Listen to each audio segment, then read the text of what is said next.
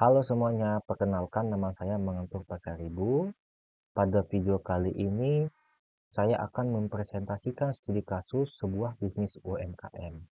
Video ini saya maksudkan untuk sebagai bahan jawaban ujian tengah semester program studi manajemen di di Universitas Siber Asia, jurusan pengantar bisnis MJ 204. Bisnis yang ingin saya bahas bukanlah suatu bisnis yang besar, startup, ataupun perusahaan ternama. Tapi justru di balik kesederhanaan ada banyak sekali pelajaran bisnis yang akan kita dapat dan relevan dengan apa yang telah kita pelajari. Bisnis ini adalah sebuah warung makan rumahan bernama Dapur Ibu Sari. Saya memilih bisnis ini karena menurut saya UMKM seperti inilah yang paling banyak kita temui sehari-hari dan seringkali kita tidak sadar bahwa di baliknya terdapat proses bisnis yang nyata dan menarik untuk dianalisa. Profil bisnis Dapur Ibu Sari adalah warung makan rumahan yang dijalankan oleh Ibu Sari, seorang ibu rumah tangga yang memiliki usahanya sekitar 3 tahun yang lalu, berawal dari dapur rumah sendiri di kawasan perumahan pinggiran kota. Produk yang dijual adalah masakan rumahan harian, seperti nasi sayur, berbagai lauk pauk, gorengan, dan juga minuman yang sederhana. Harganya sangat terjangkau, mulai dari Rp8.000 hingga Rp20.000 per porsi. Target konsumennya adalah warga sekitar, anak-anak kos, dan karyawan dari toko-toko kecil di sekitar lokasi. Jadi pasarnya sangat jelas. Orang-orang yang butuh makan siang ataupun sarapan dengan harga yang terjangkau, namun rasanya juga tidak mengecewakan. Operasionalnya akan dibuka setiap hari pukul 6 pagi hingga pukul 2 siang. Kegiatan ini akan dibantu oleh satu orang anggota keluarga untuk memasak dan melayani pembeli. Jadi, ini benar-benar bisnis keluarga dengan skala kecil yang dijalankan, namun juga penuh dengan konsisten. Tujuan utama dari Dapur Ibu Sari adalah menghasilkan pendapatan harian yang cukup untuk memenuhi kebutuhan keluarga. Tapi, kalau kita lihat lebih dalam, ada juga tujuan sosial yang muncul secara organik.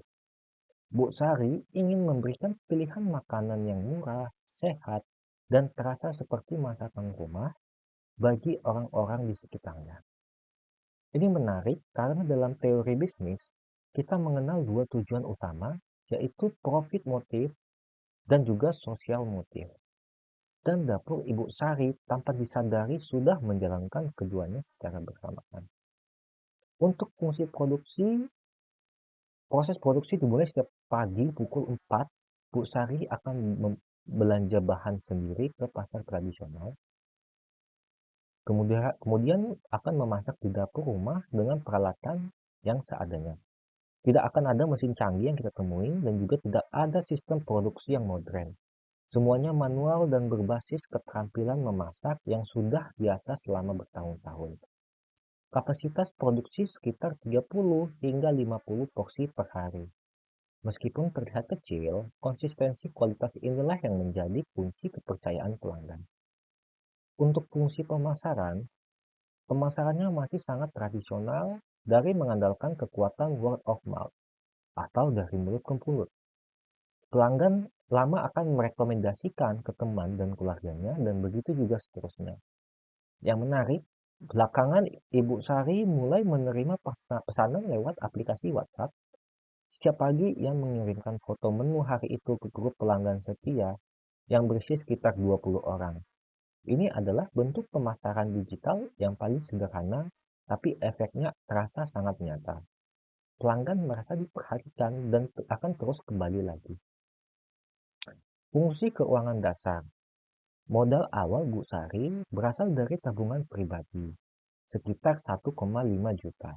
Tidak ada pinjaman bank, tidak ada investor, hanya murni dari kantong sendiri. Pencatatan keuangannya masih dilakukan di buku tulis. mencatat pemasukan dan pengeluaran harian secara manual. Omset rata-rata per hari yaitu sekitar 300.000 hingga 400.000 rupiah, dengan keuntungan bersih sekitar 100.000 hingga 150.000 rupiah setelah dikurangi biaya bahan dan operasional.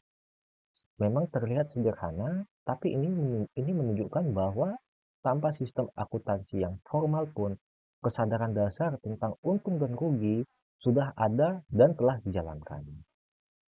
Nilai tambah dan keuntungan kompetitif.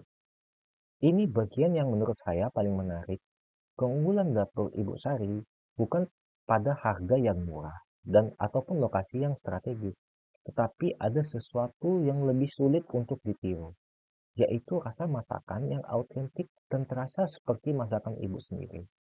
Di tengah banyaknya pilihan makanan cepat saji dan juga franchise yang seragam, justru masakan rumah seperti ini memiliki daya tarik tersendiri yang tidak dapat dipalsukan. Ditambah lagi, kedekatan personal antara Ibu Sari dan pelanggannya menciptakan loyalitas yang sangat kuat. Banyak pelanggannya yang sudah bertahun-tahun setia dan tidak berpindah ke tempat lain meskipun terdapat pilihan yang lebih baru. Pemanfaatan teknologi dan platform digital. Jujur, pemanfaatan teknologi di bidang bisnis ini masih sangat awal. Tetapi ada beberapa langkah kecil yang sudah mulai berjalan. Pertama, WhatsApp menjadi alat komunikasi utama, yaitu untuk menerima pesanan, mengirim foto menu harian, dan berkoordinasi dengan pelanggan tetap. Kedua, pembayaran sudah mulai beralih ke QRIS dan transfer bank meskipun mayoritasnya masih tunai. Dan yang ketiga, ada pelanggan yang secara sukarela mengunggah foto makanan di Instagram dan menandai lokasi warung. Ini merupakan promosi gratis yang muncul secara organik karena terdapat kepuasan pelanggan. Namun, belum ada kehadiran di GoFood ataupun GrabFood. Belum ada akun media sosial resmi dan pencatatan keuangan belum terdigitalisasi. Ini adalah ruang yang masih sangat terbuka untuk berkembang. Prospek dan saran pengembangan. Menurut saya pribadi, bisnis ini punya prospek yang sangat menjanjikan. Dengan catatan dikelola lebih terstruktur. Kuliner rumah selalu punya pasar yang stabil karena makanan adalah kebutuhan dasar yang tidak akan pernah hilang. Yang lebih penting, di tengah tren makanan kekinian yang terus berubah-ubah, masakan rumahan justru punya segmen pasar tradisional yang sangat loyal. Orang bisa bosan dengan makanan yang viral, tetapi tidak akan bosan dengan masakan yang terasa seperti buatan ibu sendiri. Saran saya agar menjadi tetap relevan dan kompetitif adalah dengan mendaftarkan bisnis ini ke aplikasi GoFood atau GrabFood. Langkah ini tidak memiliki modal yang besar, tetapi dapat membuka pasar jauh lebih luas tanpa harus menambah tempat ataupun kapasitas produksi secara signifikan. Saran yang kedua adalah membuat akun Instagram atau TikTok yang sederhana. Tidak memerlukan konten mewah, cukup video pendek memasak di pagi hari ataupun foto menu harian. Konten masakan rumahan justru sangat disukai karena akan terasa personal dan hangat pada konsumen. Saran ketiga, mulai gunakan aplikasi pencatatan keuangan digital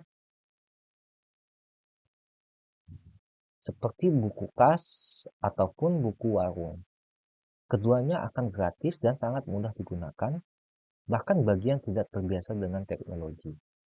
Saran keempat, terapkan sistem pre-order harian. Dengan pre-order, Bu Sari bisa merencanakan belanja bahan dengan lebih efisien, mengurangi sisa makanan, dan memastikan semua porsi yang dimasak terjual habis. Dari studi kasus dapur Ibu Sari, kita bisa melihat bahwa bisnis tidak selalu tentang skala yang besar ataupun teknologi yang canggih. Kadang, fondasi bisnis yang kuat justru lahir dari hal yang paling sederhana. Produk yang berkualitas, pelanggan yang puas, dan konsistensi dalam menjalankan usaha setiap harinya. Yang perlu dilakukan sekarang hanyalah satu langkah kecil ke depan, memanfaatkan teknologi digital yang sudah tersedia, dan bisnis kecil ini pun bisa tumbuh menjadi sesuatu yang jauh lebih besar. Demikian presentasi dari saya. Terima kasih sudah menyimak. Saya terbuka jika ada pertanyaan atau masukan lebih lanjut. Saya juga memohon maaf jika terdapat kesalahan yang saya perbuat, baik itu sengaja ataupun tidak sengaja. Terima kasih.